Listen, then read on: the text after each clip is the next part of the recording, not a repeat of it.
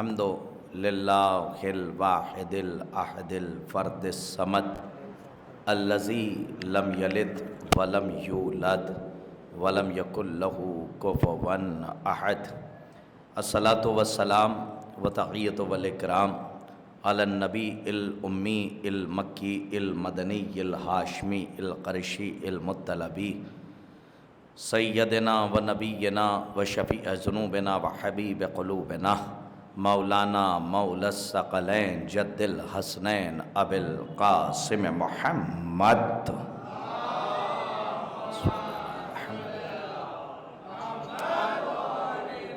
وعلی اہل بیتہ الطیبین الطاہرین المعصومین المظلومین المنتجبین المنتخبین ولعنۃ اللہ علی اعدائہم ومنکری فضائلہم ومنکری مصائبہم ومنکری جلالتہم ومنکری شجاعتہم ومنکری زیارتہم ومنکری طہارتہم ومنکری عصمتہم ومنکری عظمتہم ومنکری سیادتہم ومنکری ولایتہم وغاصبی حقوقہم ومنکری عطشہم اجمعین من یومنا ھذا الی قیام یوم الدین۔ اما بعد فقط قال علی بن ابی طالب علیہ الصلاۃ والسلام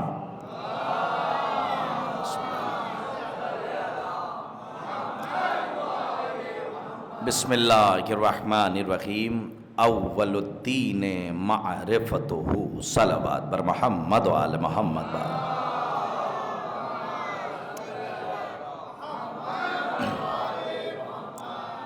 بتوفیق الہی بتائید محمد و آل محمد علیہ الصلاۃ والسلام،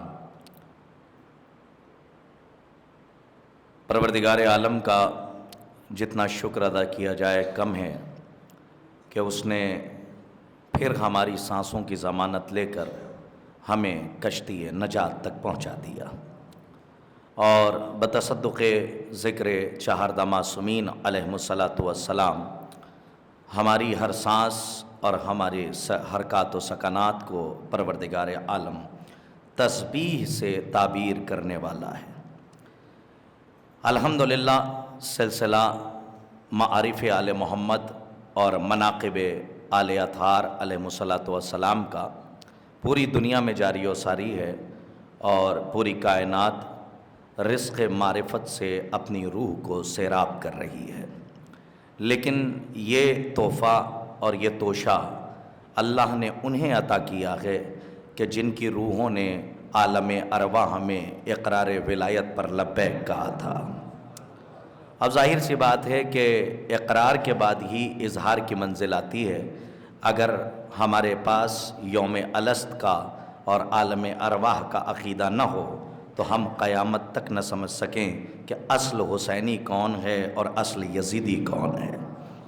یوم الست کا آئینہ جیسے ہمارے اور آپ کے پہلے امام فلک جناب عزت مآب مولا کائنات علی بن ابی طالب علیہ الصلاۃ والسلام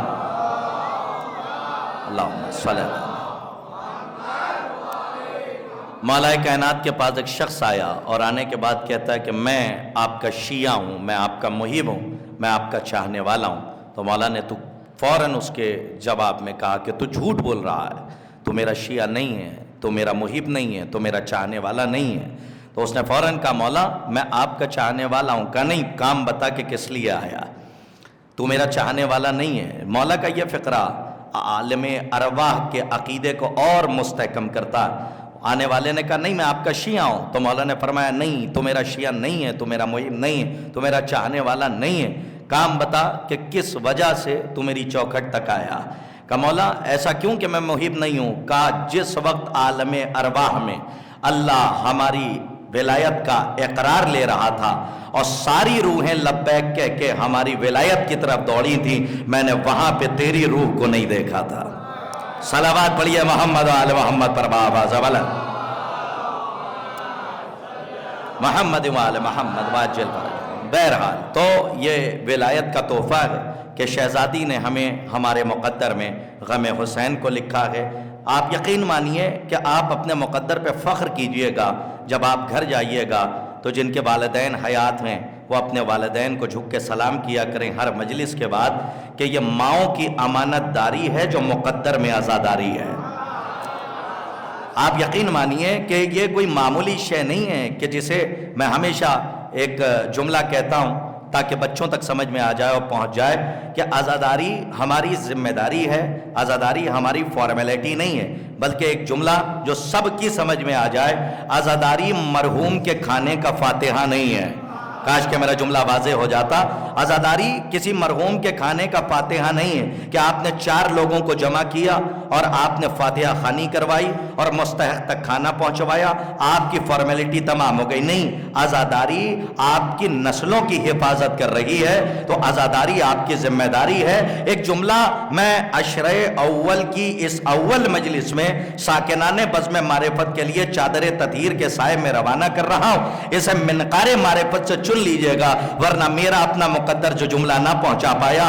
ہمیشہ یاد رکھیے گا کہ عقیلہ بنی ہاشم نے کربلا کے بعد جو سب سے بڑا کام کیا وہ کربلا کی باٹی ہوئی خیرات جو شعور کی دولت تھی اس کا تحفظ کیا، اسے بچایا، اسے فرش عزا کی شکل میں ہماری نسلوں کے حوالے کر دیا۔ ایک جملہ سورت والے اور جہاں جہاں سے لوگ آئے ہیں اور میری مجلس جو لائیو سن رہے ہیں ان تک بھی یہ تحفہ ہے، یاد رکھیے گا کہ جناب زینب کبریٰ کی ذات کوئی معمولی ذات نہیں ہے، بلکہ معصوم کہہ رہے ہیں کہ یہ عالمہ غیر معلمہ ہے، یہ ایسی عالمہ ہے کہ جس کو کسی نے علم نہیں دیا ہے، بلکہ یہ عالمہ غیر معلمہ ہے۔ اب آپ سمجھ لیجئے کہ جو امامت کو مشورہ دیتی ہوئی مدینے تک گئی ہو تو اس ذات کا کیا مرتبہ ہوگا۔ میرا جملہ یاد رکھیے گا اور اس فرش عزائے حسین کی اہمیت کو اسی جملے سے درک کیجئے گا اور محسوس کیجئے گا کہ جیسے ہی رہا ہوئی ایسے ہی فرش عزا بچھایا اور عزاداری کی بنیاد رکھ دی۔ اگر نسلوں کی حفاظت کے لیے فرش عزا سے بڑی کوئی چیز ہوتی تو زینب وہ عطا کرتی، فرش عزا عطا نہ کرتی۔ صلوات پڑھیے محمد و آل محمد پر آواز بلند۔ عقیلہ بنی ہاشم ہے، عالمہ غیر معلمہ ہے کہ جو امامت کو مشورہ دے رہی ہیں۔ آپ ذرا سا غور فرمائیے کہ جیسے ہی رہا ہوئی تو سب سے پہلا کام یہ کیا کہ عالمہ غیر معلمہ نے سب سے پہلا کام، دیکھیں میری مجلس ایک رخ پہ جا رہی ہے اور میں یہ چاہتا ہوں کہ میرا روح سخن تبدیل نہ ہونے پائے بلکہ ایک ہی جگہ پہ رہے اور کانسنٹریٹ آپ کا جو رہے، آپ کی فکر کا رہے، وہ ہمارے موضوع کی طرف رہے، اس لیے کہ یہ نماز عشق حسین ہے اور جو مسجد میں پڑھتے ہیں وہ نماز واجب ہے، اور دونوں نمازیں میں بتا چکا ہوں کہ کربلا میں موجود ہے۔ عصر کے وقت جو حسین پڑھ رہے تھے وہ نماز واجب تھی، جو زہیر و سعید پڑھ رہے تھے وہ نماز عشق حسین تھی۔ ایک صلوات اور پڑھیے محمد آل محمد پر آواز بلند۔ یہ دونوں نمازیں کربلا معلیٰ میں موجود ہیں۔ اب اگر کوئی بدطینت ہو، کوئی بد طبیعت ہو، کسی کی روحی خراب ہو، کسی کی طبیعت خراب ہو، کسی کی مٹی خراب ہو اور وہ شک کر بیٹھے کہ آپ نے اس کو نماز سے کیسے تعبیر کر دیا، تو آج تک وہ سمجھ ہی نہ پایا کہ نماز ہے کیا۔ میں کاش کے بات واضح ہو جائے، نماز کیا ہے؟ کہ نماز ہے آل محمد کا قصیدہ۔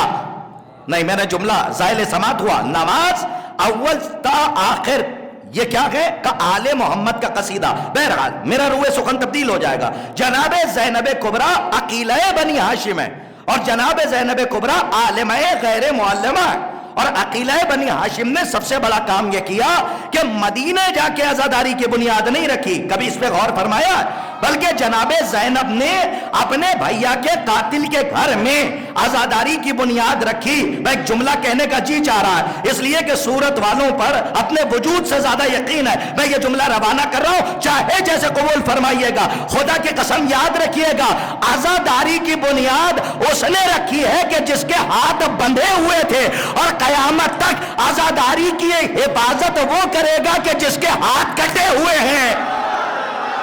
ہے کاش کے بات واضح ہو جائے جو کہہ رہا ہوں۔ صلوات پڑھیے محمد آل محمد پر آواز۔ آپ نے غور فرمایا؟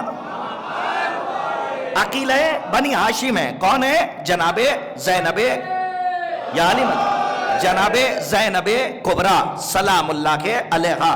اور میں یوں ہی نہیں کہہ رہا ہوں، دیکھیں بڑی ذمہ داری کے ساتھ کہہ رہا ہوں، آپ کبھی اس بی بی کے مراتب کے اوپر غور فرمائیے گا، کبھی شک نہ کیجئے گا، اس لیے کہ فرش عزا شک کی نجاست نہیں عطا کرتا، یقین کی پاکیزگی عطا کرتا ہے۔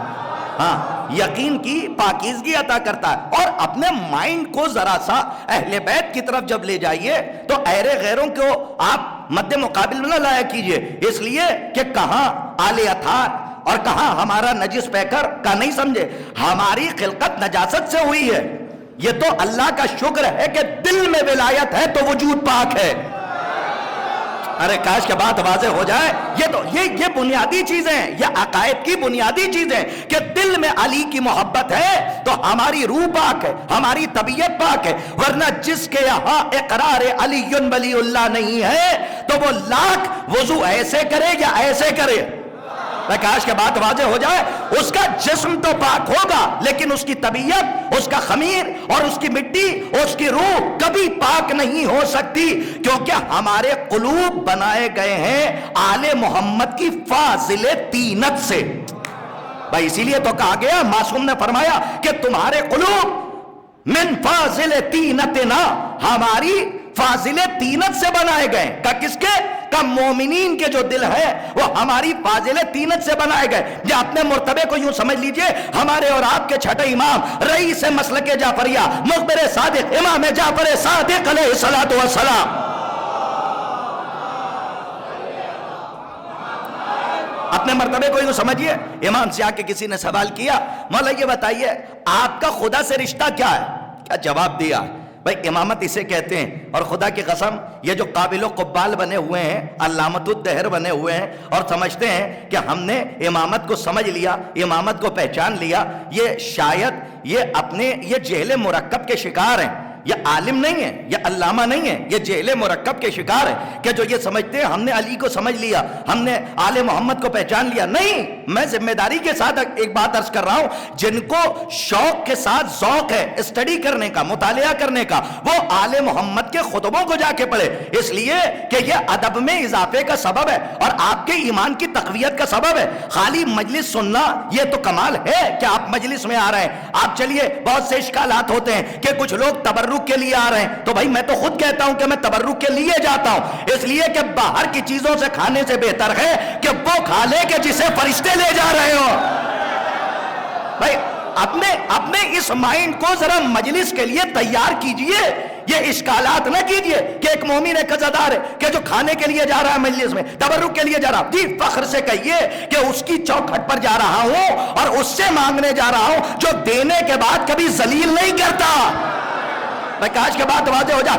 اگر ایک ٹکڑا آپ کو تبرک حسین کا مل جائے تو اپنے مقدر پہ فخر کیجئے کہ حسین نے آپ کو اس لائق سمجھا کہ آپ تک اپنی اس غذا کو پہنچایا کہ جسے لینے کے لیے ملائکہ فرش سے فرش کی جانب آتے ہیں. جی آپ تبرک کو کیا سمجھ رہے ہیں؟ دیکھیں اس موضوع کے اوپر بھی میں بات کروں گا، لیکن اب بات آ گئی ہے تو اس بات کو پہلے میں تمام کر دوں تاکہ بات کی وضاحت ہو جائے. عزیزان گرامی یاد رکھیے گا، ایک بات ہمیشہ یاد رکھیے گا، آل محمد علیہ الصلوۃ والسلام کا مرتبہ بہت بلند ہے. اور جس جگہ پہ میں بات کر رہا ہوں اور آپ سب کی ذمہ داری ہے کہ اس کو ذرا سا درک کریں. جائیے، جانے کے بعد آپ مطالعہ کیجئے ہمارے اور آپ کے 8ویں امام. ارے صاحب کیا اللہ اکبر، کیا جملہ! 8ویں امام کا امامت پہ پورا خطبہ موجود ہے اور کیا قیامت تک کے لیے امام نے جملہ دے دیا اور اچھے اچھوں کے علم پر تالا لگا دیا کہ جو اپنے علم پر غرور کرتے ہیں. اگر سورت کا یہ مجمع بیدار ہے اور میرے جملے کی قیمت عطا کر رہا ہے تو ایک جملے کی بھی قیمت دے دیجئے گا، ورنہ میرا اپنا مقدر جو جملہ نہ پہنچا پایا. یاد رکھنا نوجوانوں، جس کے پاس غرور کا علم ہوتا ہے اس کے پاس علم کا غرور نہیں ہوتا. نہیں، میرا جملہ ظاہر سماعت ہوا جو میں نے کہا. جس کے پاس غرور کا علم ہوگا اس کے پاس علم کا غرور نہیں ہوگا، اور جس کے پاس علم کا غرور ہوگا اس کے پاس غرور کا علم نہیں ہوگا. اس لیے کہ پوری دنیا میں دیکھیں یہ ابتدائی مجلس ہے تو اس لیے آج 2-3 باتیں بہت اہم ہیں تاکہ بنیاد مضبوط ہو جائے. تو جب تنا کھڑا ہو تو اس میں پھل بھی اچھے آئیں اور میٹھے آئیں. تو اپنے بنیاد کو میں مضبوط کر رہا ہوں تاکہ اصول مضبوط ہو جائے، تاکہ فروع آئے، پھول آئے، پتے آئے، پھر اس کے بعد پھل آئے. تو جب 10ویں مجلس سے ہم یہاں سے جائیں تو یہاں کے سامعین کہیں کہ ہم نے 10 دن تک رزق معرفت سے اپنی روح کو سیراب کیا. اس لیے کہ وہ اور ہوں گے جو اپنے جسم کی فکر کرتے ہیں اور عزادار وہ ہوتے ہیں جو 4 گھنٹے بھی فضائل علی سنے تو تھکتے نہیں ہیں، صرف اس لیے کیونکہ ان کو جسم کی پرواہ نہیں ہے، رزق معرفت مل رہا ہے اس لیے بیٹھے ہوئے ہیں۔ صلوات پڑھیے محمد و آل محمد پر بآواز والا۔ اور یہ بات ہم نے یوں ہی نہیں کہی، ہمارے اور آپ کے پہلے امام علی ابن ابی طالب علیہ السلام، دیکھیں میں نے، ہاں اللہم صلی اللہ محمد و آل محمد، جائیے 8ویں امام علی رضا علیہ السلام ضامن آؤ، آپ جا کے ان کا خطبہ امامت پڑھیے، جو درک کر لے وہ ذرا سا ریپلائی دے تاکہ لگے کہ میری بات آپ کے دل پہ نقش ہو گئی۔ اللہ اکبر، کیا جملہ کہا ہے امام نے خطبے میں۔ امام فرماتے ہیں کہ علماء تھک گئے، منطقی حیران ہیں، فلسفی پریشان ہیں کہ وہ امامت کی ایک صفت کی تعریف کر سکیں۔ اللہ اکبر، یہ خطبہ امامت ہے جو ہم نے اور آپ نے نہیں دیا، بلکہ کسی عالم نے نہیں دیا، اس نے دیا جو علم کل کا مالک ہے، جی اس نے دیا۔ اور آپ بیٹھے ہوئے ہیں ماشاءاللہ، یہ ہمارے اسٹوڈنٹ بیٹھے ہوئے ہیں، ہو سکتا ہے کوئی سائنس سائٹ سے ہو، کوئی میتھمیٹک میں ہو، الحمدللہ کوئی ٹیچر بیٹھا ہو، یہاں پہ کوئی استاد بیٹھا ہو۔ اتنا بڑا مجمع ہے، اس مجلس کے بعد کتنی دور سے آپ آئیں، لیکن ایک سوال کا جواب دیجئے، قرطاس کربلائی پوری دنیا میں سب سے کم علم رکھنے والا ممبر پہ، اور ہم سے بہتر جاننے والے فرش عزا پہ، عرش عزا پر بیٹھے ہوئے ہیں، آپ سے لے کر ہم تک، ہم سے لے کر مراجع کرام تک، سمجھیے گا بات کو میں کیا کہہ رہا ہوں، بڑے بڑے علامہ تک۔ میں ایک جملہ کہہ جاؤں، سوچئے جب الجھ جائیے گا تو میں سمجھوں گا میں کامیاب ہو گیا، اور آپ نہ الجھیے گا تو شاید سمجھوں گا کہ کامیاب نہ ہو سکا۔ پوری دنیا میں کوئی ایک عالم لا کے دکھاؤ کہ جو جاہل نہ ہو۔ نہیں، میں نے کہا الجھ جائیے گا تب میں کامیاب ہو جاؤں گا، اور نہیں الجھیے گا تو میں کامیاب نہیں۔ آپ الجھ گئے، اسی لیے 10-15 لوگوں نے مجھے دیکھا اور 32 دانتوں کے پہرے سے 2 تولے کی زبان آزاد کی، اور کچھ لوگوں نے 2 کلو کا سر بھی نہیں ہلایا، اس لیے کہ پتہ نہیں مولانا نے کیا کہا۔ میں پھر شد و مت کے ساتھ یہ بات کہوں، پوری دنیا میں قرطاس کربلائی سے لے کر میں ہیڈ کوارٹر تک کی بات کر رہا ہوں، ایران، نجف، سیریا تک، وہاں تک فلسفی کو سمجھیے اور اس حکمت کو سمجھیے، اور پھر امام کا جملہ آپ تک پہنچاتا ہوں، شاید کہ یہ ہال محشر میں بدل جائے اگر وہ جملہ پوری دنیا کا کوئی عالم لا کے دکھاؤ کہ جو جاہل نہ ہو۔ نہیں پہنچے، میں پھر کہوں، پوری دنیا میں کوئی عالم لا کے دکھاؤ کہ جو جاہل نہ ہو۔ ابھی نہیں پہنچے، مثال کے طور پہ یہ میتھ میں علم رکھتے ہیں لیکن سائنس کے بارے میں نہیں جانتے، تو اس کا مطلب میتھ کے عالم ہے نا۔ تھوڑا سا اور بیدار ہوئیے جہاں تک لے کر آ رہا ہوں نا۔ پھر میں امام محمد باقر علیہ السلام، صلوات واجب ہو گئی بآواز والا۔ سمجھیے سب کو اہل بیت کے مقابلے پہ نہیں کھڑا کیا جاتا۔ آپ اپنے عقیدے کو متنجس نہ کیجئے، اپنے عقیدے کو خراب نہ کیجئے۔ ذمہ دار یہ طالب علم، حقیر، فقیر، عبد ذلیل، سراپہ تقصیر، یہ سامنے قرطاس کربلائی، اب آپ کی ذمہ داری ہے کہ سمجھ لینا اور اس کے بعد اپنے آواز کو ہم تک پہنچانا تاکہ لگے کہ میری بات آپ تک پہنچ رہی ہے۔ پوری دنیا میں کوئی عالم لا کے دکھاؤ، چیلنج ہے، اسے کاٹ کے چلا دیجئے گا اور دنیا تک پہنچائیے گا۔ میرا چیلنج ہے کہ پوری کائنات میں کوئی عالم نہیں جو جاہل نہ ہو۔ پھر جملہ کہوں گا، کوئی عالم نہیں۔ کیوں؟ ہو سکتا ہے آپ منطق کے عالم ہو، فقہ کے نہ ہو، فقہ کے عالم ہو، فلسفے کے نہ ہو، فلسفے کے عالم ہو، ہاں فلسفے کے عالم ہو، لیکن آپ جانوروں کا علم نہ رکھتے ہو، آپ جانوروں کا علم رکھتے ہو، انسانوں کا نہ رکھتے ہو، تو کوئی ایک آدمی ایک ڈپارٹمنٹ کا عالم ہوتا ہے، ہر ڈپارٹمنٹ کا عالم نہیں ہوتا۔ اب صورت والے قیمت دے تو میں جملہ کہوں، پوری دنیا میں کوئی عالم لا کے دکھاؤ جو جاہل نہ ہو۔ اسی لیے تو 5ویں امام جب راہب کے علاقے سے گزرے تو ایک راہب نے سوال کیا کہ کیا آپ بھی عالم ہیں؟ تو امام نے یہ نہیں کہا میں عالم ہوں، بلکہ پلٹ کے کہا میں جاہل نہیں ہوں۔ آئے کاش کے بات واضح ہو جائے جو کہہ رہا ہوں۔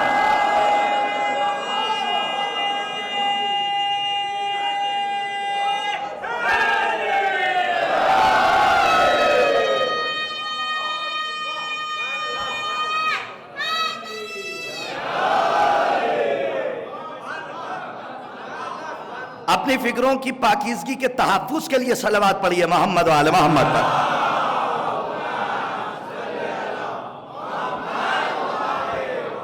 یہ تو بنیاد اس لیے بھی رکھنی ضروری ہے کہ یہ 2023 آ گیا صاحب، اور آج ہمارے ہاں طرح طرح کے پروڈکٹ آ رہے ہیں، اور اللہ کا شکر ہے کہ ایسے امام ہمیں ملے کہ کسی کو نہیں ملے، ہاں ایسے رہبران مطلق ہمیں اللہ نے دیے کہ کسی کو نہیں دیے، ایسے لیڈر ہمیں ملے، کہیں فیکٹری کھل رہی ہو تو کھلے،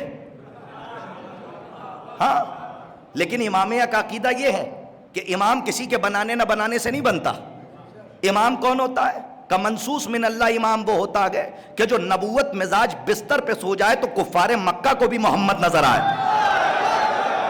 کاش کے بات واضح ہو جائے، ہاں کون ہوتا ہے؟ کہ جو متلے سے لے کے مختے تک محمد ہو، بولے تو محمد نظر آئے، چلے تو محمد نظر آئے۔ تو میں نے آپ کو اس لیے اپنے سے قریب کیا تاکہ ایک اہم بات آپ تک پہنچا سکوں۔ آپ جس کو چاہ رہے ہیں اس کو علی کے مقابلے پہ لے آ رہے ہیں، جس کو چاہ رہے ہیں حسین کے مقابلے پہ تیار رہنا، اس لیے کہ ہو سکتا ہے چھٹی یا ساتویں مجلس میں ہاں کچھ باتوں کا خلاصہ میں کروں، یہ تو بنیاد رکھ کے آگے بڑھ رہا ہوں، اس لیے کہ اصول کو مضبوط رہنا چاہیے۔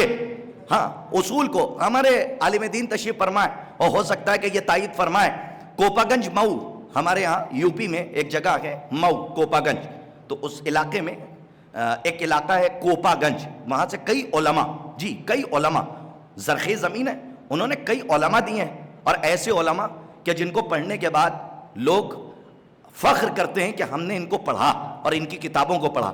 وہاں کے مولانا مرحوم شبیر حسین نجفی صاحب، جو بزرگ بہتر جانتے ہوں گے، بڑا نام تھا صاحب ایک زمانے میں، تو شبیر حسین نجفی صاحب یہ مشہد مقدس میں غالباً عشرہ خطاب کرتے تھے، میں جڑ کی بات کر رہا ہوں، اور کیا خوبصورت بات کہہ گئے، عشرہ پڑھ رہے تھے، پڑھتے پڑھتے انہوں نے کہا کہ اصول دین کی مثال جڑوں جیسی ہے، توجہ پورے مجمع کی، کیا اصول دین کی مثال جڑوں جیسی ہے اور فروع دین کی مثال شاخوں جیسی ہے۔ یہ بات پہلی پہنچ گئی تاکہ دوسری پہنچاؤں، زائل سماعت نہ ہو۔ اصول دین کی مثال جڑوں جیسی، سنیے گا، ایک عاقل یاد رکھیے گا، اس سے پہلے بھی کہا تھا اور اب بھی کہہ رہا ہوں کہ اسلام پاگلوں کا مذہب نہیں ہے، توجہ، ہاں ہاں دیوانوں کا مذہب نہیں ہے، اسلام عقل مندوں کا مذہب ہے، اسلام منطق کا مذہب ہے، محملیات کا مذہب نہیں ہے۔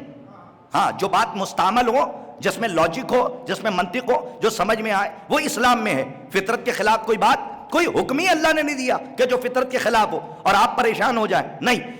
اب آپ شبیر حسین نجفی صاحب مرحوم اللہ مزید درجات بلند فرمائے کہ جنہوں نے پوری زندگی اپنی وقت کر دی تبلیغ ازا میں، تبلیغ ولایت میں، اور خدا کی قسم ایسی تقریریں کی غدیر کے حوالے سے کہ سقیفہ کے آشیانے کو جلا کے راکھ کر دیا۔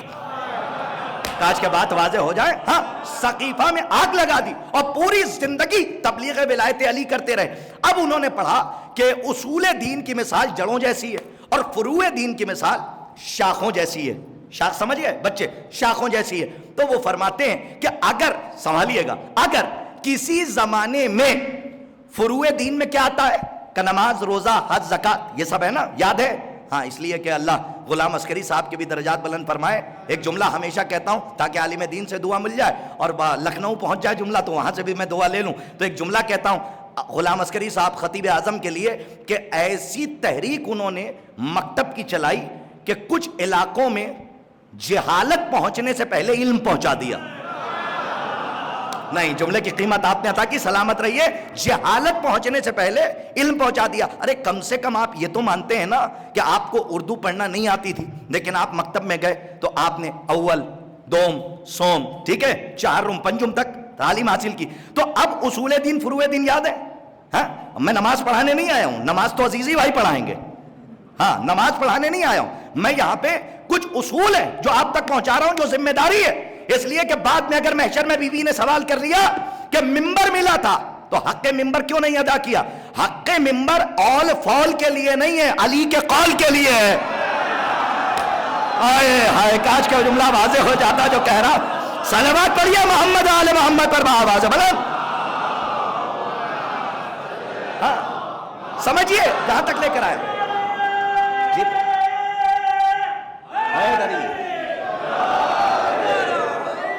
یا علی مدد، سلامت رہو۔ اصول دین سمجھ میں آ گئے؟ اصول دین جڑیں۔ فروع دین میں کیا کیا ہے؟ سر ہلا دو، فروع دین میں کیا کیا ہے؟ نماز، بیٹا دیکھو، حج، روزہ، حج، زکات، یہ سب کیا ہے؟ کا فروع دین. اور اصول دین میں کیا؟ کا توحید، عدل، نبوت، امامت، قیامت. یہ ہے نا اصول دین. تو انہوں نے کہا یہ ہے اصول دین اور وہ ہے فروع دین. اور فرماتے ہیں اصول دین کی مثال جڑوں جیسی، تھکیے گا نہیں، اور فروع دین کی مثال شاخوں جیسی. اور وہ کہتے ہیں اگر کسی زمانے میں فروع دین میں کمی آ جائے تو شاخوں کو پانی نہ دو بلکہ جڑ کی طرف دیکھو، کہیں معرفت کا پانی کم تو نہیں ہو گیا. بھائی کاج کے بات واضح ہو جائے. صلوات پر یہ محمد آل محمد پر آواز والا.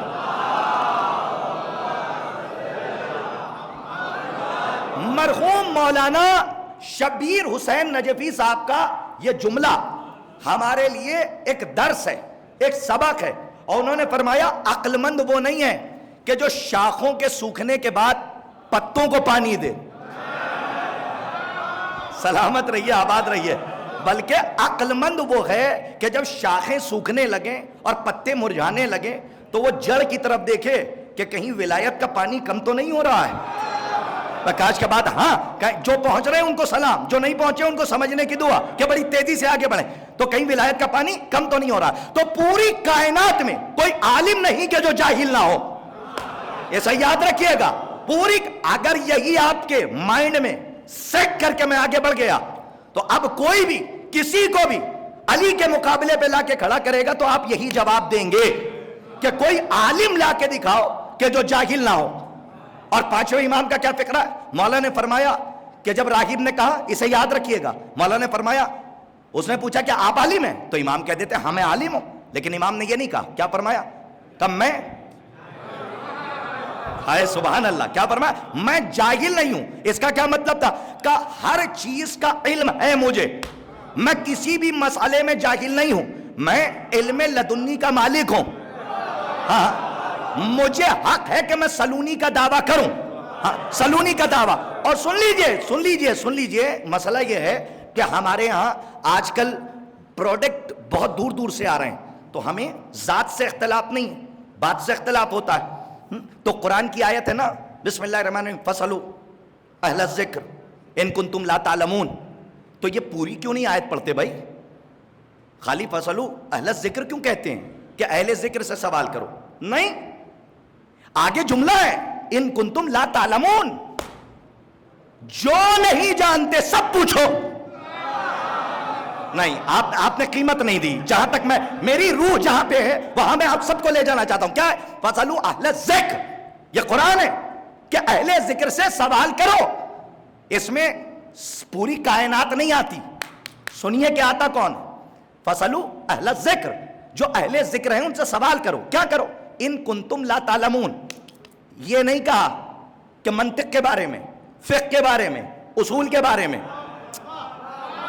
بھائی صاحب سنیے، قرآن کلیہ دیتا ہے، جزئیات پہ بات نہیں کرتا. قرآن نے کہا ان کنتم لا تعلمون.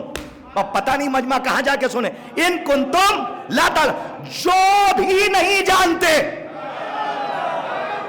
نا سب کچھ پوچھو. زمین کے بارے میں پوچھو، آسمان کے بارے میں پوچھو، لوح کے بارے میں پوچھو، کرسی کے بارے میں پوچھو، اند کے بارے میں پوچھو، لدن کے بارے میں پوچھو، قبر کے بارے میں پوچھو، صراط کے بارے میں پوچھو، جنت کے دروازوں کے بارے میں پوچھو، جنت کے اندر کی باتیں پوچھو، آدم کے بارے میں پوچھو، موسیٰ کے بارے میں پوچھو، یحییٰ کے بارے میں پوچھو، زکریا کے بارے میں پوچھو. نہیں سمجھیے گا توراۃ کے بارے میں. اب سورت والے پتہ نہیں کیا قیمت دیں. خدا کی قسم قیامت تک قرآن کا فصلو سمجھ میں نہ آتا اگر تاریخ میں علی کا سلوری نہ ہوتا. آئے ہائے سلامت رہیے.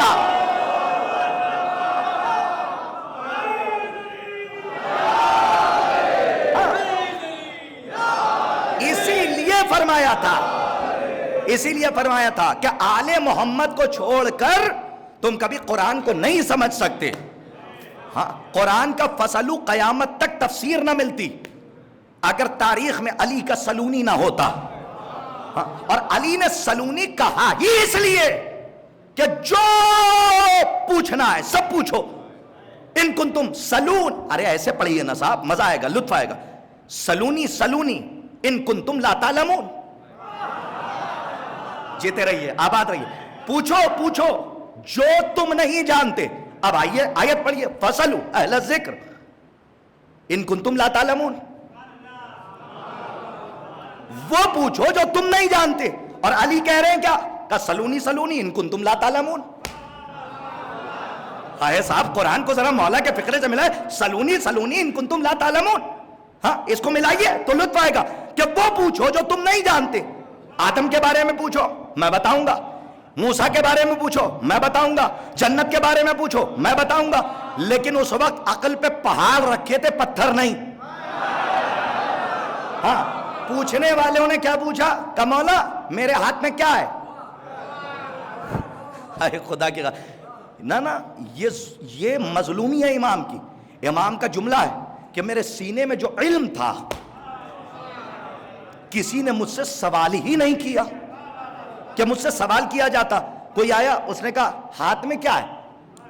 عقلوں پہ ماتم کرنے کا جی چاہتا ہے کہ نہیں؟ ہم وہیں ہوتے تو تماچا مار دیتے.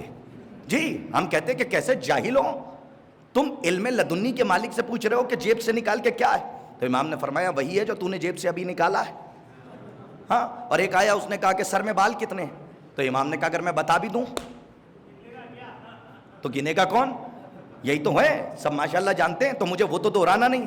لیکن یہاں تک لانے کی ذمہ داری میری تھی اور ایک سوال کا جواب دینا، کیونکہ اس منبر سے جب کچھ باتیں ایسی پہنچ جائیں جو نسلوں کے لیے خطرہ بن جائیں اور شکوک پیدا کر دیں امام کے لیے، تو ہماری ذمہ داری ہے، آپ کی ذمہ داری ہے، صرف خطیب ذاکر کی نہیں، اس کی ذمہ داری ہے کہ جو علی کا نمک کھا رہا ہے. صرف ذاکر کی ذمہ داری نہیں ہے، مولانا کی ذمہ داری نہیں ہے، خطیب کی ذمہ داری نہیں، آپ سب کی ذمہ داری ہے کہ آپ دفاع اہل بیت میں زبان کھولیں. ہاں اور ایک صاحب ہے جو آنے کے بعد کہہ رہے ہیں کہ یہ علی نے کہا ہی نہیں. اور صاحب دیکھیے اس زمانے کے کچھ یہاں پہ بھی عکس دکھائی دیں گے. ہاں ہمارے یہاں بھائی زیادہ دور نہیں، ہمارے جہاں ہم رہ رہے ہیں تو قریب میں ہی مجلس ہو رہی تھی، نام نہیں لوں گا، بس جواب پہنچ جائے تو بولیے کہ وہ بیٹھنے کے بعد کہنے لگے علی یہ کہہ ہی نہیں سکتے. کہا کیا؟ کہا وہ سوال جو ہوا تھا کہ وہ کون سے ہیں جانور ہیں کہ جو بچے دیتے ہیں اور کون سے جانور ہیں جو انڈے دیتے ہیں. علم پر بات آ گئی ہے تو یہیں پہ ختم کر دوں گا، سنیے گا بڑا لطف آئے گا. تو انہوں نے فوراً کہا کہ لوگ پڑھتے ہیں کہ امام نے فرمایا کہ جن کے کان ظاہر ہوں وہ بچے دیتے ہیں، جن کے کان ظاہر نہ ہوں وہ انڈے دیتے ہیں. تو وہ صاحب بیٹھے تھے ایسے ہی جیسے میں بیٹھا ہوں، مجمع ایسے ہی دیکھ رہا تھا جیسے آپ مجھے دیکھ رہے ہیں، ایسے ہی خاموش تھا. آپ تو خاموش نہیں ہیں، ولایت چیخیں مار رہی ہے. ہاں آپ کا جو رنگ آ رہا ہے جا رہا ہے الحمدللہ، یہ چہرے سلامت رہیں. تو انہوں نے کہا کہ یہ علی کہہ نہیں سکتے. کا دلیل دیکھیے کتنی چھوٹی سی بات کر رہے ہیں آسمان کی اور نیچے سے ایک کنکری اٹھا لی. تو کیا اوقات ہے آسمان کے سامنے اس کنکری کی؟ انہوں نے کہا کہ اس لیے کہ میں نے ڈسکوری پہ، دلیل سنیے صاحب میرے پاس ہے، ہاں ڈسکوری پہ ایک ایسی بھی مچھلی دیکھی ہے، ارے دھوپ ہے ان کی عقلوں پر، ایسی مچھلی دیکھی ہے جن کے کان غائب ہیں لیکن وہ بچہ دیتی ہے. تو مجلس ہو گئی. اب صاحب اب سن لیجئے، تو وہ تو یہ اس کا اشکال کر کے وہ چلے گئے اور بچے بیٹھے ہوئے تھے، وہ فوراً شک کر بیٹھے کیا امام کا یہ قول غلط ہے؟ نعوذ باللہ. جو بڑے بڑے افاضل علماء نے اور کتابوں میں تحریر بھی فرمایا. اب سنیے، تو وہیں پہ ایک طالب علم اور تھا، انہوں نے کہا شاید موصوف کو صرف یہی پتا ہے، آگے کا دوسرا جواب نہیں پتا. کہا وہ کیا؟ کہا جب گلدستہ اذان پہ علی تھے تب ایک کے بعد ایک آئے. جی ایک نہیں آیا اور ایک ہی سوال لے کر، اور وہ چاہتے تھے کہ اذان کا وقت نکل جائے. لیکن ان بدبختوں کو کون سکھائے کہ گلدستہ اذان پہ وہ ہے جو اشارہ کرے تو سورج پلٹ آئے. ہاں پورا واقعہ موجود ہے، سنیے گا بڑا لطف آئے گا. اب آنے کے بعد ایک نے سوال کیا کون سے جانور ہیں جو انڈے دیتے ہیں بچے دیتے ہیں؟ تو امام نے یہی فرمایا، پہلا جواب. اب دوسرا آیا، بھائی توجہ، دوسرا آیا، اور آنے کے بعد وہ ڈسکوری والوں کو یوں ہی جواب دیا جاتا ہے جیسے مولا کا دوسرا جواب ہے. یاد رکھیے گا امام کے ہر قول کو ذرا سا تعقل کیجئے، تفکر کیجئے، تدبر کیجئے کہ امام نے کیوں فرمایا. امام ہمیشہ کلیہ دیتا ہے، امام جیسے قرآن کلیہ دیتا ہے، اکثریت پہ بات ہوتی ہے، اقلیت پہ نہیں ہوتی. لیکن ایک ذاکر تھا، وہ مولا کا چاہنے والا، اس نے منبر پہ بیٹھ کے کہا آپ کی نظریں غلط ہو سکتی ہیں، توجہ، لیکن علی نے جو فرمایا ہے وہ قیامت تک اٹل رہے گا. کا دلیل یہ ہے کہ آپ نے ایک جواب کے اوپر تو شک پیدا کر دیا لیکن دوسرا جواب نہیں پڑا. یہی سوال لے کر دوسرے صاحب آئے کہ مولا بتائیے کہ کون سے جانور ہیں جو انڈے دیتے ہیں اور کون سے ہیں جو بچے دیتے ہیں. تو وہ سمجھتے تھے کہ علی وہی جواب دہرائیں گے. اگر علی وہی جواب دہرا دے تو پھر علی کیا بھئی سوال وہی ہے جواب نیا دیا. امام نے فرمایا سن, جو چبا کے کھاتے ہیں وہ بچے دیتے ہیں, جو نگل کے کھاتے ہیں وہ انڈے دیتے. آئے ہائے ارے کم سے کم بات واضح ہو جائے جو کہہ رہا ہوں. ارے صلوات پڑھیے محمد آل محمد پر باپ. یہ مولا کا علم ہے, یا علی مدد. یہ چھوٹی چھوٹی سی باتیں بہت ضروری ہیں کیونکہ بنیاد اگر مضبوط نہیں ہوگی, آج ہماری نسلوں تک نسلن بعد نسلن سلو پوائزن پہنچایا جا رہا ہے. ہاتھوں کو جوڑ کے کہہ رہا ہوں, زندہ ہوں تو نصیحت, مر جاؤں تو وصیت. اسے یاد رکھیے گا کہ اس سلو پوائزن سے اپنی نسلوں کو بچا کر رکھیے. یہ جو ارے کروڑوں نسلیں قربان مولا کے ایک جملے پہ. امام نے یہ نہیں فرمایا کہ سامنے والے کو اس کے لباس سے پہچانو, کیونکہ شیطان بھی اچھے ہی لباس میں آتا ہے. ہاں, امام نے فرمایا اس کی زبان سے پہچانو, 2 تولے کی زبان.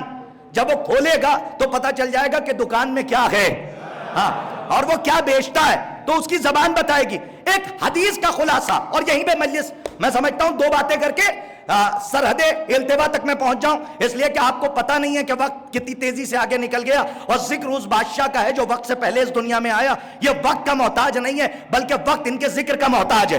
تو بڑی تیزی سے آپ کی خدمت میں, اب چونکہ عالم دین بیٹھے ہوئے ہیں, میں دعائیں لے لوں. علم کے سلسلے سے کہاں سے علی کی فضیلت اور عظمت پہ پردہ ڈالا گیا. بہت غور سے سنیے گا. علی کی فضیلت اور عظمت پہ پردے ڈالے گئے.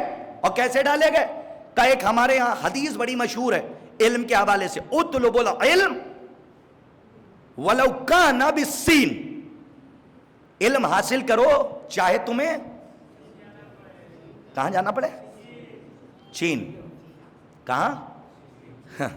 خدا کا شکر ہمیں باب شہر علم ملا, زمانہ 1400 سالوں میں چین تک پہنچا. نہیں, اگر آپ تھک گئے تو میں یہیں سے قینچی سے کاٹنے میں زیادہ وقت نہیں لگتا.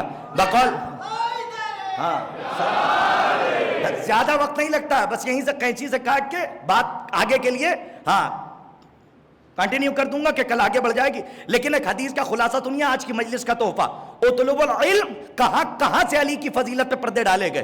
اطلب العلم ولو کان بالسین. پہلے تو یہ سمجھ لیجئے, تھک جائیے گا تب بھی بتا دیجئے گا, لیکن میری ذمہ داری ہے کہ تھکا کے بھی کچھ چیزیں میں پہنچاؤں. ضروری نہیں ہے کہ آپ سب پہ بولتے رہیے, نہیں, کچھ سمجھیے تاکہ بات یہاں سے پہنچ جائے. دیکھیے, اطلب العلم کا جو ترجمہ ہوگا وہ یہ نہیں ہوگا کہ علم حاصل کرو. نہیں, حاصل الگ ہے, طلب الگ ہے. جی علماء بیٹھے ہیں, جا کے پوچھئے گا ذمہ داری کے ساتھ. طالب علم کہہ رہا حاصل یہ بھی عربی ہے, اور اردو میں مترادفات ہوتے ہیں. ایک لفظ کے لیے خطاب وہی, لقب وہی, کنیت یہی, جو کہہ دیجئے. لیکن عربی میں ہر چیز کے لیے ایک لفظ موجود ہے, اس میں مترادفات نہیں ہوتے کہ آپ ایک ہی لفظ کو کئی بار دہرا دیجئے. کہ نہیں, جہاں پہ حاصل آیا ہے اس کا ترجمہ الگ ہوگا, جہاں پہ لفظ طلب آیا ہے اس کا ترجمہ الگ ہوگا. یہ نہیں کہا علم حاصل کرو, نہیں کہا, بلکہ کیا فرمایا اطلب العلم. تو حاصل اور طلب میں کیا فرق ہے سمجھنا. حاصل کسے کہتے ہیں؟ مثال کے طور پہ سمجھ لیجئے, میرے پاس 1 روپے نہیں ہے, میں نے آپ سے 2 روپے لیے, تو اب میرے پاس 2 آئے, آپ کے پاس 2 کم ہوئے.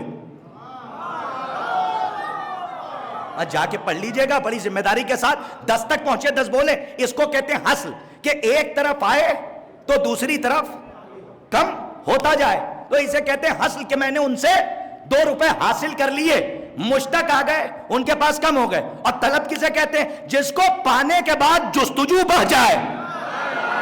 بھائی کاش کے بات واضح ہو جائے جو کہہ رہا ہوں. جس کو پانے کے بعد دونوں طرف جستجو, ان کو دینے کی جستجو اور تمہیں پانے کی جستجو بڑھ جائے. علم ایک نعمت ہے, اور نعمت کی تعریف یہ ہے کہ جس سے دل نہ بھرے. نہیں, سورت نے اس کی قیمت نہیں دی ہے, میں اور واضح کر رہا ہوں. جس سے دل نہ بھرے, جس سے جی نہ بھرے, اسے کہتے ہیں نعمت. پانی بھی نعمت ہے, کھانا بھی نعمت ہے, اب یہاں پہ یہ بیٹھے ہیں, اگر میں نے ان کو 2 گلاس کے بعد تیسرا پلا دیا, تب دیکھیے, تیسرا اگر پلا دیا تو میں اپنے موضوع تک آ گیا. تیسرا اگر پلا دوں گا تو یہ کہیں گے مولانا بس. میں نے کہا چوتھا بھی پی لیجئے, نعمت ہے. کہنے لگے مولانا نعمت ہے لیکن ود ان کنڈیشن. ہائے کاش کے بات واضح ہو جائے نا, تھوڑا سا جاگیے. کہ نعمت ہے ود ان کنڈیشن کا کیا مطلب؟ کہ کھانا نعمت ہے ود ان کنڈیشن کا کیا مطلب؟ کہ جب بھوک لگے گی تو کھایا جائے گا, جتنی ہوگی اتنا کھایا جائے گا. پانی جب پیاس لگے گی تو پیا جائے گا, ود ان کنڈیشن نعمت ہے. لیکن نعمت کی اصل تعریف یہ ہے کہ جو ملتی جائے اور جی نہ بھرے. نہیں سورت والے پہنچ نہیں رہے جہاں میں لے جا رہا ہوں. ملتی جائے اور دل نہ بھرے. اچھا, کچھ لوگوں نے تو اس جملے کو جو قرآن میں موجود ہے کہ اللہ نعمت کا سوال کرے گا, کچھ لوگوں نے گروسری سٹور بنا دیا. اس کو بھی کیچ کیجئے گا. گروسری سٹور کا کیا مطلب؟ اتنی سی فکر ہے تو اتنا ہی سوچیں گے نا. تو وہ کہتے ہیں کہ اللہ محشر کے میدان میں پانی کا سوال کرے گا, پانی نعمت ہے. اللہ کھانے کا سوال کرے گا. ارے مجھے بلایا ہے سورت کی جماعت نے اور ہمارے نوجوانوں نے ہمیں بلایا, اور بلانے کے بعد ہمارے یہ یاسر صاحب بیٹھے ہوئے ہیں, معاف کیجئے گا نام نہیں لیتا ہوں لیکن لینا پڑا تاکہ بات پہنچے. یاسر صاحب بیٹھے, انہوں نے دسترخوان لگایا اور کہا کرتاز صاحب یہ چاکلیٹ رکھی ہے, میری طرف دیکھیے, یہ کھجور رکھا ہے, یہ پانی ہے, یہ آپ کے لیے جوس رکھا ہوا ہے. میں نے 2-3 گلاس پی لیا, اور جب جانے لگا 10 مجلس کے بعد تو انہوں نے کہا کہ آپ نے اتنے کھجور کیوں کھائے تھے؟ سلامت رہیے, جو پہنچا وہ میرے ساتھ رہے. ہاں, آپ نے اتنے کھجور کیوں کھائے, آپ نے اتنی روٹی کیوں کھائی؟ یہ سوال کریں گے تو میں ان سے کہوں گا آپ کیسے ہیں؟ آپ نے جب رکھا ہی میرے لیے تھا.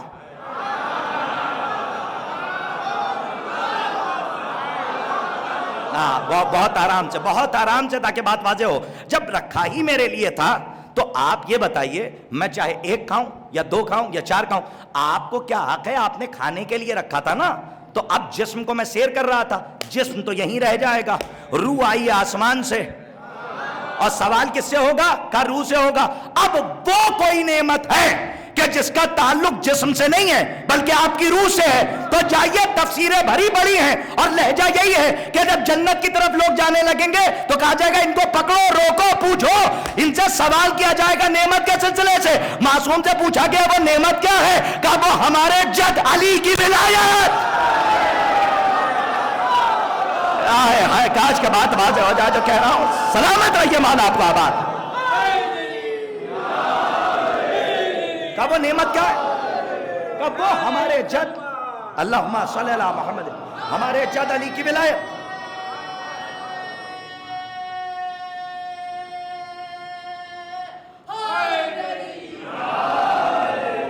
بس ایک حدیث کو سن لیجئے, اس لیے کہ ماشاءاللہ ہمارے اساتذہ کہتے ہیں کہ جب 2-4 لوگوں کو مجمع میں دیکھو کہ منہ کھلنے لگے, نہیں سمجھے آپ, اور لوگ چٹکیاں بجانے لگے تو اپنے خزانے کو سمیٹ لینا. ہاں, اساتذہ جب پڑھاتے تو کہتے تھے کہ زبردستی نہ دیتے جانا, بس جتنا سنبھال سکیں اتنا ہی دے دینا. اس کے بعد آگے کا جو خزانہ ہے وہ دوسرے دن آپ ان کو عطا کیجئے بتصدق 14 معصومین علیہ الصلوۃ والسلام. ارے میر انیس خدائے سخن سے پوچھا تھا کہ شک اور یقین میں فرق کیا ہے؟ کیا خدائے سخن نے 2 جملوں میں جواب دیا کہ شک اور یقین میں, بس سننا چاہتے ہو کیا فرق ہے؟ جب منہ کھلتا ہے تو شک ہوتا ہے, جب چہرہ کھلتا ہے تو یقین ہوتا ہے. کہا کہ بات واضح. ارے کیا فطری بات کہی ہے. خدائے سخن میر انیس رحمت اللہ علیہ, ان سے پوچھا گیا, ان کی حیات طیبہ جا کے پڑھیے, باقاعدہ ان کی سوانح حیات کا مطالعہ کیجئے. ان سے سوال کیا گیا کہ شک اور یقین میں کیا فرق ہے؟ انہوں نے فرمایا کہ جب چہرہ کھلتا ہے تو یقین ہوتا ہے, فطری بات ہے. جب, اس کا کیا مطلب؟ کہیں نہ کہیں شک ہے. اور اگر یقین ہوگا, جیسے ہم علی کی کوئی ولایت اور کوئی فضیلت پڑھیں تو آپ کا منہ کھلتا نہیں ہے. آپ کا چہرہ منہ کھلنے سے مراد کیا ہے؟ اب کوئی یہ نہ کہتے منہ کھلے گا نہیں تو آواز کیسے آئے گی؟ ہاں ایک سے ایک موٹی عقل والے لوگ ہیں نا. ہاں کوئی بھی سوال کر سکتا ہے. اللہ ان کو سمجھنے کی میں دعا دیتا ہوں کہ وہ سمجھ جائیں کہ استعارتاً کنایتاً اشارتاً یہ تمثیل و تشبیہ اور تلمیح کیوں بیان کی جاتی ہے، تاکہ قرینہ دیکھ کر معنی نکالا جائے. لفظ کے اپنے معنی نہیں ہوتے. بہرحال میں کہیں اور چلا جاؤں گا، پہلے ایک حدیث کی وضاحت اور مجلس تمام. علم نعمت ہے، اور سنیے علم ہے کیا. امام نے فرمایا علم ہماری معرفت ہے. کیا فرمایا؟ یہ کلیہ. امام نے فرمایا جہاں ہماری معرفت نہیں ہے تو کوئی حافظ قرآن بھی ہو جائے. اما تھوڑا سا جا کے، میں تو بہت واضح بات کر رہا ہوں نا. ہاں جہاں ہماری معرفت نہیں ہے تو کوئی حافظ قرآن ہو جائے، تفسیر کا حافظ ہو جائے، وہ جاہل ہے. جی وہ جاہل ہے، وہ طالب علم نہیں ہے. امام کی نظر میں طالب علم کون ہے؟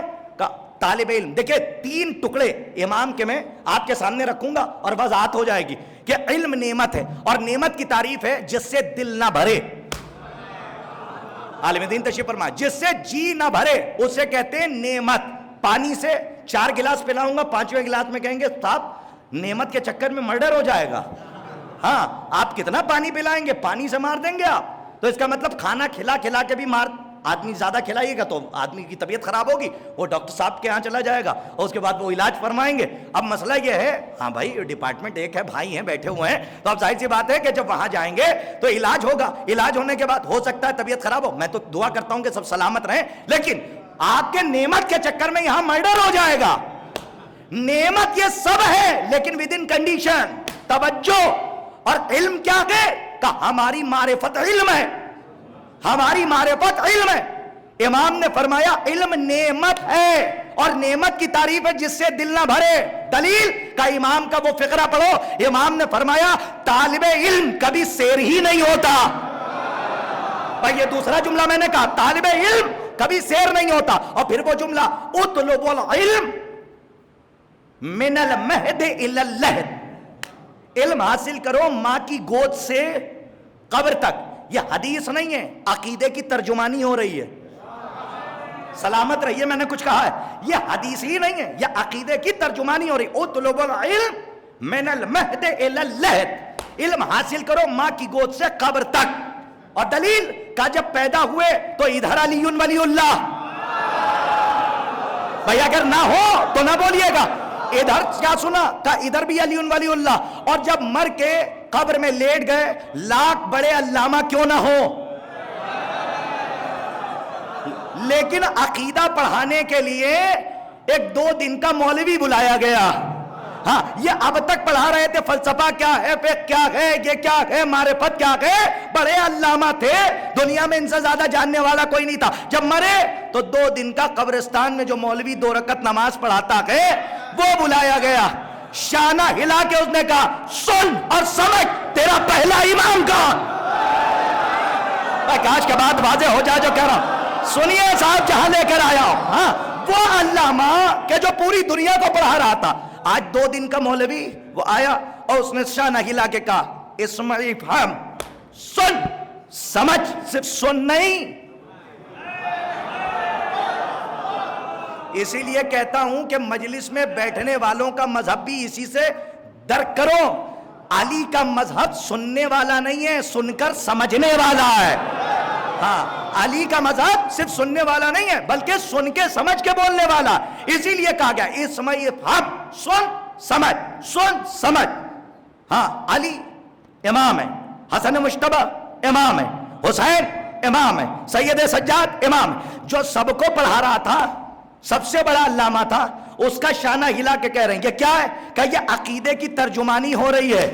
اطلب العلم من المہد الی اللحد. جب پیدا ہوئے تو کان میں سنا، جب قبر میں آ گئے تو یہاں پہ ہم نے علم لیا. کہا جب پیدا ہوئے تو معرفت ہمارے کان میں سور پھونکا گیا.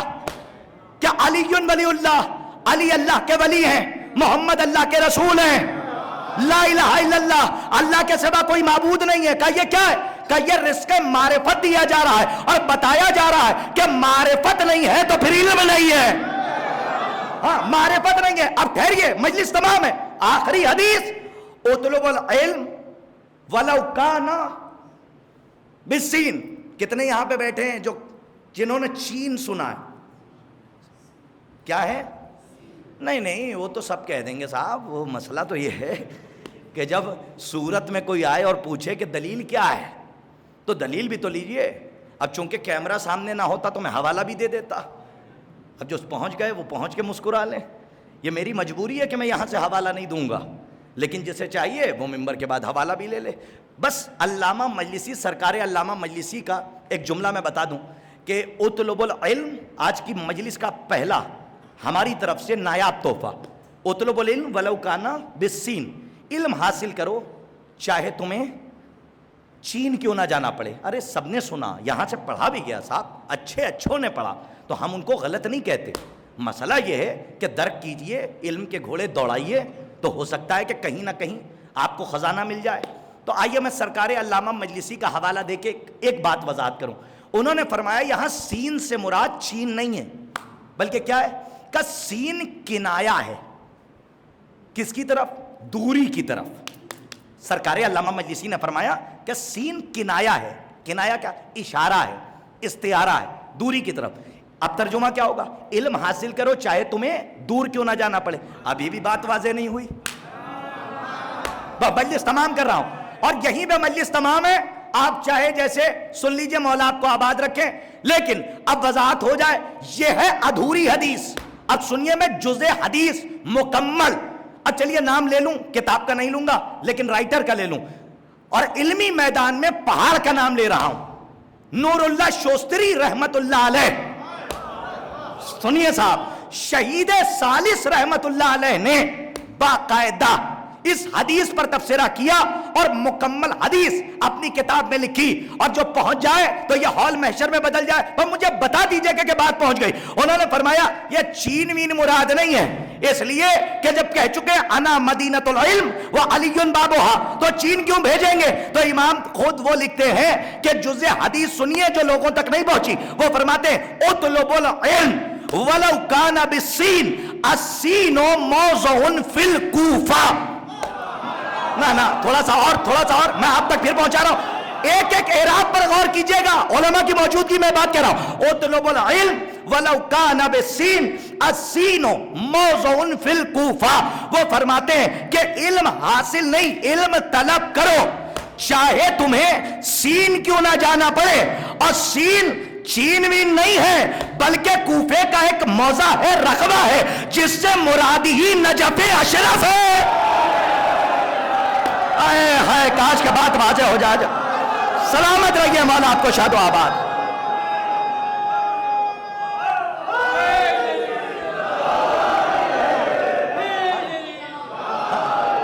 جس سے مراد کیا ہے؟ کہ جس سے مراد نجف اشرف ہے. لاجک ہے, سوچئے گا, تعقل کیجئے گا, تدبر کیجئے گا.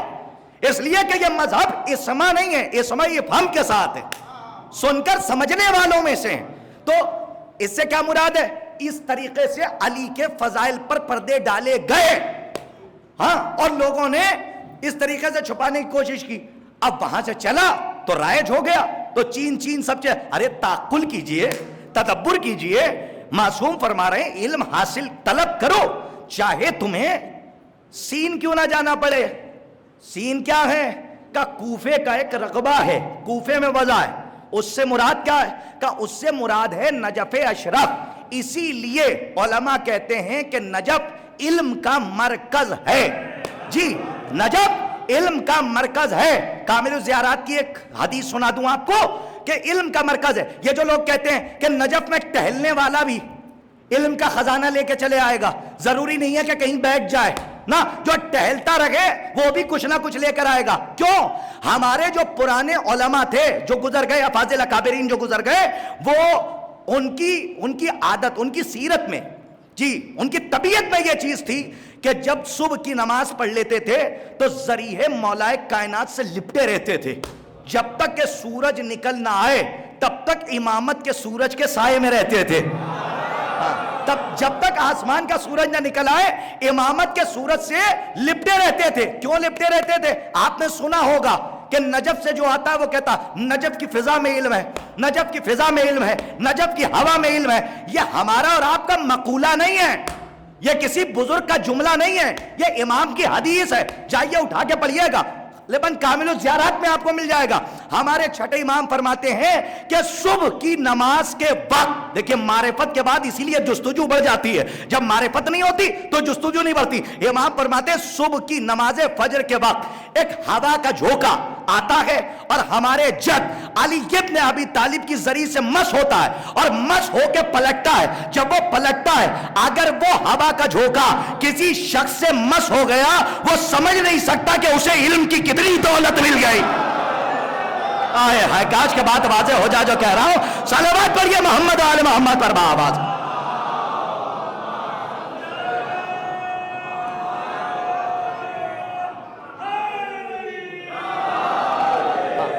بس عزیزان گرامی، تعقل ہے، تدبر ہے، تفکر ہے کہ ذرا سوچئے کہ یہ کیوں کہا گیا کہ چین جاؤ. حالانکہ لوگوں نے وہ وجوہات بھی نکال لی، پتہ نہیں چلا 1 گھنٹہ ہو گیا. خیر، وقت زیادہ ہو جاتا ہے، اب کیا کیا جائے. یہ ایسا نشہ ہے کہ گھڑی گھڑی آپ اپنی گھڑی نہیں دیکھتے، اور میں کسی گھڑی نہ رک کے ہر گھڑی بولتا ہوں تاکہ آپ اپنی گھڑی نہ دیکھیں. ایک صلوات بلند آواز سے پڑھیے تاکہ میں التفات کربلا کی طرف.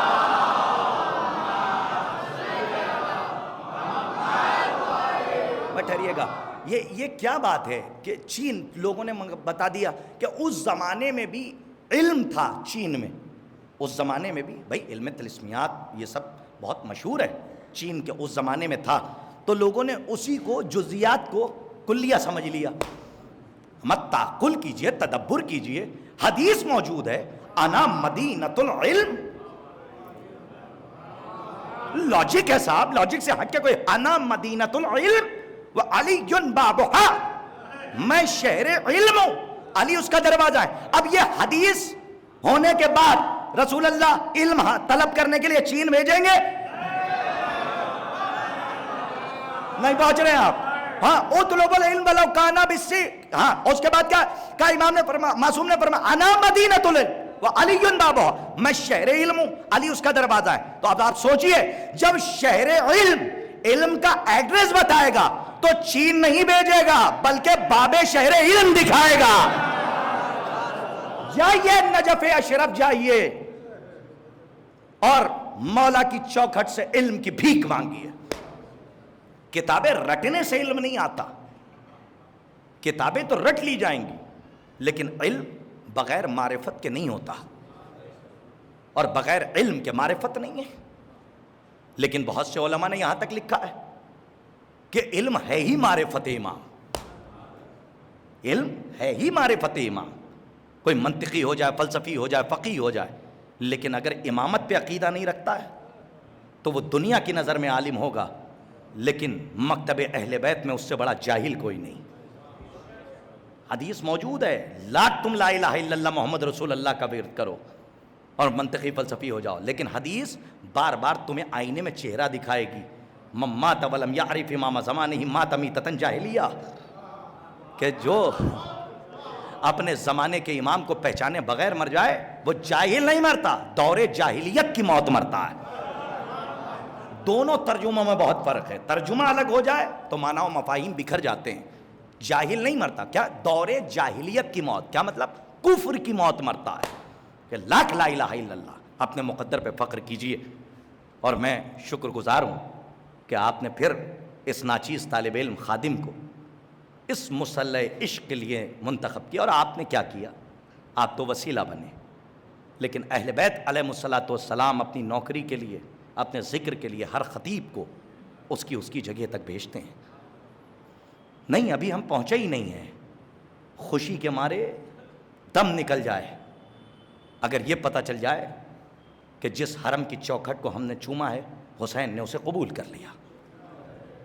صرف وہ چوکھٹ. اور سنیے، عرفا نے یہاں تک لکھا ہے کہ عزادار جو ماتم کر رہا ہے، وہ جہاں سے گزر رہا ہے، اگر اس کی خاک بھی معرفت کے ساتھ آپ نے اٹھا لی ہے، کیونکہ وہ عزادار حسین، اس کی خاک بھی اگر آپ نے اٹھا لی ہے اور اس عمل کو حسین نے قبول کر دیا تو خوشی کے مارے وہیں دم نکل جائے گا. ایک عمل، پتہ نہیں کون سا عمل اللہ قبول کر لے. اس لیے کسی مومن کو ذلیل نہیں کیا جاتا، چوراہے پہ کھڑے ہو کے کسی مومن کو ذلیل نہیں کیا جاتا، ایتھارٹی نہیں ہے، اختیار نہیں ہے۔ اسے ذلیل کیجئے کہ جو اہل بیت کے خلاف زبان کھولتا، یہ حق ہے جی۔ ذلت کا جو بدلہ ہے وہ ذلت سے دیجئے، کیونکہ عاشق ہونے کی دلیل دیجئے۔ وارث نہیں ہیں آپ عاشق ہیں، آپ محب ہیں، تو اگر کوئی اہل بیت کو برا کہے گا تو ہم دندہ شکن جواب دیں گے، اور جب تک ممبر پہ ہیں اور 32 دانتوں کے پہرے میں یہ 2 تولے کی زبان ہے، یہ چوراہے پہ بولنے کے لیے نہیں ہے، دفاع اہل بیت کے لیے بولنے کے لیے۔ تو آپ سب کی ذمہ داری ہے کہ کوئی آئے، اگر آپ کو لگ رہا ہے کہ یہ اہل بیت کے خلاف بول رہا ہے تو آپ اس سے احتراماً ایک بار سوال ضرور کیجئے کہ آپ نے یہ اہل بیت کے خلاف، عزاداری کے خلاف آپ نے یہ زبان کیوں کھولی؟ ارے روئیے گا آپ گھر میں جا کے، جس کی محبت سے آپ کی نسلیں پاک ہوئی ہیں اس پر تبصرے، جن کی محبت سے آپ کی نسل پاک ہوئی، آپ کی طبیعت، آپ کی روح، آپ کا وجود پاک ہوا، اس پر ہم تبصرہ کریں گے۔ سلامت رہیے، کوئی غم نہ ملے سوائے غم مظلوم کربلا۔ محرم کا چاند فلک کی آغوش میں آنکھیں کھولتا ہے، اور یہاں آپ کی آنکھیں نم ہو جاتی ہیں۔ اور آج یہ میں سمجھتا ہوں کہ عشر ثالث کی یہ پہلی مجلس ہے۔ آپ نے عشر اولا، عشر ثانیہ سنا، لیکن خدا کی قسم ایک جملہ رونے کے لیے کافی ہوگا، صاحب اولاد ہو ذرا اس کو محسوس کرنا۔ مقاتل پڑھنا تو چاہے وہ مقتل ابی مخنف ہو، حمید ابن مسلم کا مقتل ہو، یا جو مقتل آپ اٹھا سکتے ہیں وہ پڑھیے جا کر۔ مدینے سے لے کر کربلا تک، کربلا سے لے کر پھر کوفہ تک، کوفہ سے شام تک، شام سے پھر مدینے تک، سارے مصائب ایک طرف، اور حسین کی 4 سال کی بچی کا سوال ایک طرف۔ رونے کا یہی حق ہے۔ اللہ آپ کی اولادوں کو سلامت رکھے۔ ہاں میں نے پھر کہا، پھر کہہ رہا ہوں، اور ہائے حسین کہہ کے اپنے سینے پہ ہاتھ ضرور مارنا، ہائے حسین کہہ کے ایک بار سینے پہ ہاتھ مارنا، شہزادی تمہاری اس عبادت کو قبول فرمائے۔ میں نے کہا مدینے سے لے کر کربلا تک، کربلا سے لے کر کوفہ تک، کوفے سے شام تک، شام سے لے کے مدینہ تک، سارے مصائب ایک طرف، اور حسین کی 4 سال کی بچی کا ایک سوال ایک طرف۔ کہا وہ کون سا سوال؟ کہا جب رخصت ہو کے جانے لگے تو ایک مرتبہ اپنے بابا سے پوچھا، بابا یہ بتائیے یتیم کسے کہتے ہیں؟ اللہ اکبر، 4 سال کی بچی نے اپنے بابا سے سوال کر لیا، بابا یتیم کسے کہتے ہیں؟ خود آپ کو کوئی غم نہ دے سوائے غم مظلوم کربلا۔ ارباب اعزا آپ کی آوازیں بلند ہیں، کوئی غم نہ ملے سوائے غم مظلوم کربلا۔ بس 2 جملے مصائب کے، میں زیادہ مصائب نہیں پڑھ پاتا ہوں، بس 2 جملے مصائب کے مجلس تمام ہے۔ روایت کہتی ہے جب عصر کا وقت گزر گیا اور خیام حسینی میں آگ لگائی جانے لگی تو حمید ابن مسلم روایت کرتا ہے کہ میں نے دیکھا کہ 5000 کا لشکر، 5000 کا لشکر، وہ کہتا ہے کہ کچھ پاپیادہ تھے اور کچھ گھوڑ سوار تھے، وہ خیمہ حسینی کی طرف بڑھے، اور خیمہ حسینی کی طرف جب بڑھے ہیں ذرا محسوس کیجئے گا ارباب اعزا کہ جہاں پہ غیور امام یعنی سید سجاد موجود ہوں اور امام محمد باقر بھی موجود ہوں ارباب اعزا، لیکن امامت کا ظاہری سلسلہ صرف چوتھے امام کا وہاں سے امام حسین کی شہادت کے بعد شروع ہوا ہے۔ ارباب اعزا روایت کہتی ہے، حمید ابن مسلم راوی کہتا ہے کہ جب خیمے جلائے جا رہے تھے تو ملائین کے ہاتھوں میں، ملعون کے ہاتھوں میں جتنے گھڑ سوار تھے سب اپنے اپنے ہاتھوں میں نیزہ لیے ہوئے تھے، اور علی کی بیٹیاں اور نبی کی نواسیاں ایک خیمے سے نکل کے دوسرے خیمے میں، دوسرے خیمے سے نکل کے تیسرے خیمے میں، اور راوی کہتے ہیں میں نے اپنی آنکھوں سے دیکھا کہ نیزہ مارتے تھے اور بیویوں کی چادریں اتار دیتے تھے، اور ہر بیوی فرات کا رخ کرتے کہتی تھی اے عباس، ارے بیویوں کی رضا کے محافظ عباس۔ جزاکم اللہ خیر الجزا، خدا کوئی غم نہ دے سوائے غم مظلوم کربلا۔ آپ کی آوازیں بلند ہیں، ہاں ارباب اعزا یہی رونے کا حق ہے، پر راوی کا ایک جملہ سنیے اور مجلس تمام ہے۔ شہزادی آپ کے اس آنسوؤں کو قبول فرمائے، اللہ آپ کی اس عبادت کو قبول فرمائے۔ پتہ ہے روایت کیا کہتی ہے؟ بس شہزادی طاقت دیں کہ میں وہ جملہ پڑھ سکوں۔ راوی کہتا ہے کہ جب خیمے جلا دیے گئے اور خیمے جب لوٹ لیے گئے اور خیمے جلا دیے گئے تو راوی کہتا ہے میں نے دیکھا کہ شمر ملعون آگے بڑھا. 4 سال کی بچی خوف زدہ کھڑی تھی. 4 سال کی بچی جب اس کے قریب گیا تو شمر ملعون نے اشارہ کیا کہ اے سکینہ اپنے گوشوارے اتار کے دے دے. ارباب ازا آپ نے انصاف نہیں کیا, محسوس نہیں کیا. یہ 4 سال کی بچی ایک منظر دیکھ چکی ہے. جب جناب مسلم بن عقیل کی شہادت ہوئی تو مسلم بن عقیل کی ایک بیٹی ہے جناب عاتقہ کو امام حسین نے بلایا تھا, اور بلانے کے بعد مسلم کی یتیمہ کے سر پہ ہاتھ پھیرا تھا اور اپنے ہاتھوں سے بڑی محبتوں کے ساتھ عاتقہ کے کانوں میں بندے پہنائے تھے, بالیاں پہنائی تھی. اس منظر کو سکینہ دیکھ چکی تھی. آج شمر آیا اور جناب سکینہ سمجھ رہی ہے کہ شہید ہونے کے بعد جب کوئی یتیم ہو جاتا ہے, جس کا بابا مار دیا جاتا ہے, تو میں نے دیکھا ہے کوئی دستے شفقت پھیرتا ہے اور کوئی اپنے ہاتھوں سے بالیاں پہناتا ہے. لیکن کیا خبر تھی یہاں بالیاں پہنائی نہیں جائیں گی, یہاں بالیاں چھینی جائیں گی. راوی کہتا ہے کہ شمر ملعون آگے بڑھا اور شمر اس منظر کو جناب رباب کھڑی دیکھ رہی ہے. ارباب ازا, ارے کسی ماں کو یہ منظر اللہ نہ دکھائے کہ جو جناب رباب نے دیکھا. 4 سال کی بچی کے بالوں میں شمر ملعون نے اپنا ہاتھ ڈالا اور ایک مرتبہ گوشوارے چھینے, کانوں کی لبیں زخمی ہوئی. فرات کا رخ کیا, کہا عباس, ارے چچا عباس میری کانوں کی لبیں زخمی ہو گئی. بھائی اتنا کہنا تھا. راوی نے کہا ارے شمر کا ہاتھ چلا, اس نے 4 سال کی معصومہ کے رخسار پہ تماچا مارا. رباب نے دیکھا کہ ایک مرتبہ جناب زینب کا چہرہ حسرت بھری نگاہوں سے دیکھا. جناب زینب نے کہا بی بی اب امتحان کی منزل ہے, اب میرا عباس نہ رہا. عباس ترائی پہ شان قلم کرا کے سو گیا, اب امتحان دینا ہے. بی بی برداشت کیجئے, اب مقصد حسین کو کائنات تک پہنچانا ہے.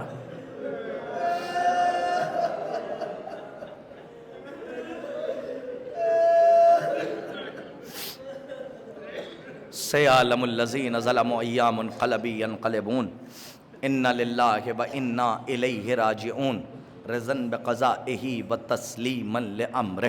پالنے والے اس عظیم سی عبادت کو شرف قبولیت عطا فرما, جو مقروض ہیں ان کے قرض کو غیب سے ادا فرما. 1000 دعاؤں میں سے ایک دعا یہ ہے ہماری قوم کی ہر فرد کو, اور جو مولا کے چاہنے والے ہیں جہاں جہاں بھی ہیں, ایک ایک فرد کو اہل بیت علیہ الصلوۃ والسلام کی معرفت بالنورانیہ حاصل کرنے کی توفیق عنایت فرما. پروردگارہ جہاں جہاں بھی خطبہ ذاکرین تبلیغ عزا اور تبلیغ ولایت کے لیے نکلے ہیں ان کو کامیابی اور کامرانی عطا فرما. پروردگارہ ہمارے علماء حقہ کی حفاظت فرما. پروردگارہ 1000 دعاؤں میں سے ایک دعا یہ ہے ہم اپنے گھروں کی چھتوں کے سائے میں رہتے ہیں, جب تصور جنت البقیع کی طرف جاتا ہے تو ہماری آنکھیں نم ہو جاتی ہیں. غریب الوطن کا وطن اپنے وطن میں کرتے ہیں. اب دی چاہتا ہے اور دل یہ کہتا ہے کہ صحن کعبہ میں فرش عزا بچھائیں اور حسین کی عزاداری کریں اور جنت البقیع میں بیٹھ کر وارث کربلا کی زبانی مصائب کربلا سنیں. پروردگارہ منتقم خون حسین کے ظہور میں تعجیل فرما اور ان کے حقیقی آبان و انصار میں ہم کو شمار فرما. وتقبل منا انک انت السمیع العلیم. ماتم حسین.